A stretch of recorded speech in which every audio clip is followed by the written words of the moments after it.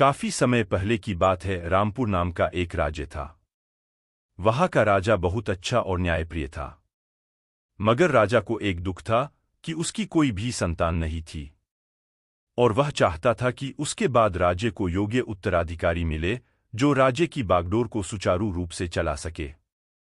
और इसी को देखते हुए राजा ने राज्य में घोषणा करवा दी कि सभी बच्चे राजमहल में एकत्रित हो जाए। और ऐसा ही हुआ।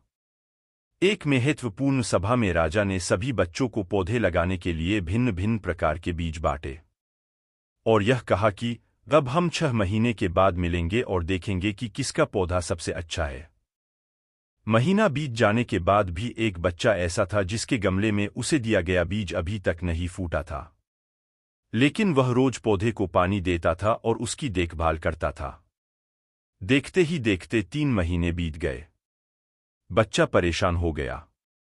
तभी उसकी मां ने कहा, "ओ बेटा, धैर्य रखो, कुछ बीजों को फलने में ज्यादा वक्त लगता है।" बच्चे ने मां का कहना माना और पूरी लगन के साथ वह पौधे को सींचता रहा। 6 महीने हो गए। राजा के पास जाने का समय आ चुका था, लेकिन वह डरा हुआ था कि सभी बच्चों के गमलों में तो पौधे होंगे और उसका गमला खाली होगा। लेकिन वह बच्चा ईमानदार था। सभी बच्चे राजमहल में एकत्रित हो गए थे।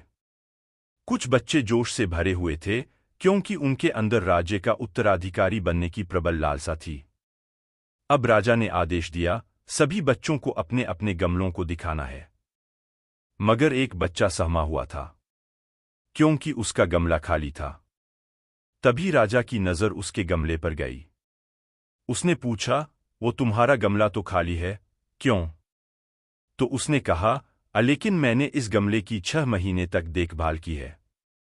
राजा उसकी ईमानदारी से खुश था कि उसका गमला खाली है, फिर भी वह हिम्मत करके यहां आ तो गया।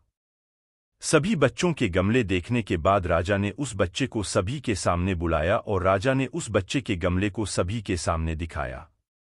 बच्चा थोड़ा से हिम गया था। सभी बच्चे उस पर जोर से हंसने लगे। राजा ने कहा, "शांत हो जाइए, इतने खुश मत होइए। आप सभी को मैंने नकली बीज दिए थे, जिसमें से आप चाहे कितनी भी मेहनत कर ले, उनसे कुछ नहीं निकलेगा। लेकिन आप सभी ने उत्तराधिकारी बनने की लालच में आकर अपने अपने गमलों में नकली पौधे लगाए। आप सभी में यही बच्चा ईमानदार निकला।" राजा उस बच्चे की ईमानदारी से बेहद खुश हुआ और उस बच्चे को राज्य का उत्तराधिकारी बना दिया गया। हमें इस कहानी से यह सीखने को मिला कि अपने अंदर ईमानदारी का होना बहुत जरूरी है। हमें अपनी मेहनत, आत्मविश्वास और सत्य के प्रति विश्वास रखना चाहिए। यही एक ऐसी गुणवत्ता है जो हमें सफलता की ओर बढ़ने में मदद कर सकती है।